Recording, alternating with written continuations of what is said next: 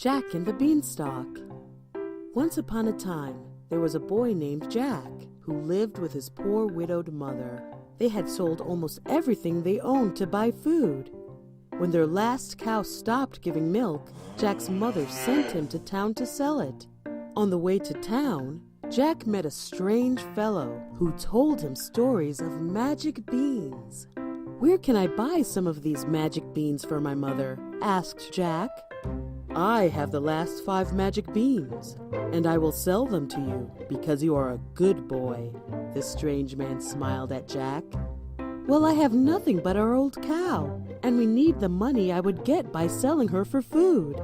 The man replied, "Trust me, my boy. These beans will bring you food and fortune, and your mother will be proud." Jack hesitated, but finally traded the cow for the beans. When Jack returned home, his mother was furious and threw the beans out of the kitchen window crying.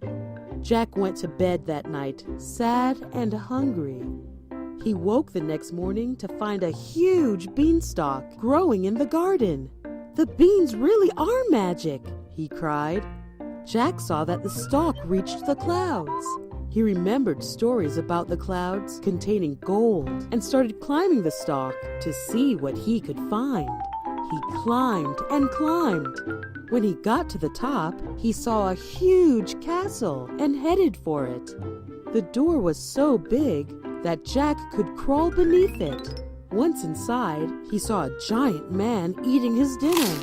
When the giant was finished, he called his servant to bring him his bag of gold coins. While counting his money, the giant became drowsy and fell asleep. Jack crept up to the giant and stole his bag of gold. He struggled down the beanstalk with his money, and when he got to the bottom, he called for his mother. Jack's mother was very happy because this money was the same money that the giant had stolen from Jack's father many years ago. But she was also afraid. She knew how dangerous the giant was and made Jack promise he would never go back. While Jack did promise, after a while the money began to run out. Jack began to wonder if he would find anything else in the castle.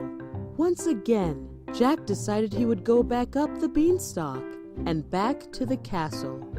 Once again he reached the castle and climbed under the castle door. And once again, he found the giant eating dinner at his table. When he was finished this time, however, the giant called for his magic hen. Jack was amazed when he saw the hen lay an egg of pure gold. While the giant was watching the hen, he again became drowsy and fell asleep. Jack crept silently to the table and grabbed the hen. When he returned home, his mother was very angry that Jack had gone back to the castle. She grabbed Jack's axe, intent on cutting the beanstalk down. Jack begged her not to and showed her how the hen could lay golden eggs. Jack's mother put the axe down and watched with delight as the hen laid one beautiful golden egg after another. After a while, Jack's curiosity got the better of him, and he once again thought about what else he could find in the castle. Once again, Jack decided he would go back up the beanstalk and back to the castle. Once again, he reached the castle and climbed under the castle door. And once again, he found the giant eating dinner at his table. And once again, when he was finished this time, however, the giant called for his magic harp.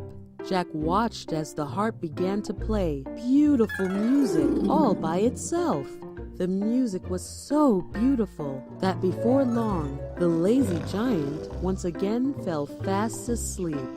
Jack crept silently to the table, but as soon as Jack picked up the harp, it began playing very loudly in his strange hands, and the giant awoke. "Fee, fi, fo, fum," yelled the giant, and he chased after the boy and his harp. Jack raced to the beanstalk and slid down. He could feel the stalk shake as the giant began climbing down. Luckily, his axe was nearby, and he began chopping down the beanstalk. The beanstalk shook and cracked under the weight of the giant and Jack's chopping. Finally, the stalk snapped, and the giant fell to earth, never to be seen again. Jack and his mother lived happily ever after. The end.